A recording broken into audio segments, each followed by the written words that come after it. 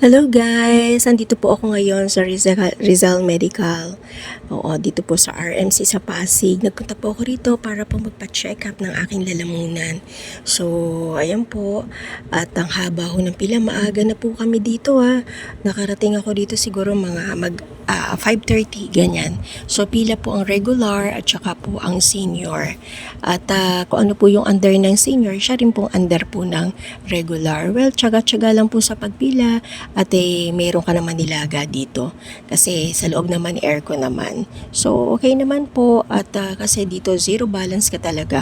Bali nag-bill po ako dito guys ng 7,000 sa pagpapacheck up ko. Kasama na po yung laboratory na gagawin sa akin.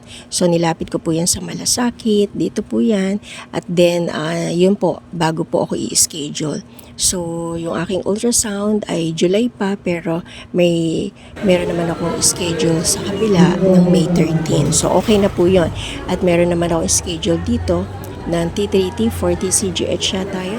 So, tatlo yung pong laboratory ko. At okay naman po, magagawa din po nila. So, total 7,000, zero balance po yung aking naging bill. So, ayan po, hintayin ko na lang po yung aking result at update ko po kayo.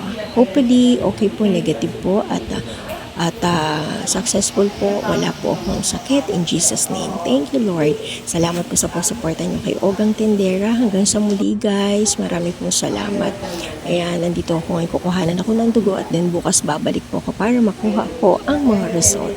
Alright guys, see you again and God bless us. Thank you so much. Salamat po sa pagsuporta kay Ogang Tendera. Ayan po, pila pa rin hanggang ngayon. But anyway, okay lang po. Basta lagi lang po tayong maaga. Alright, bye!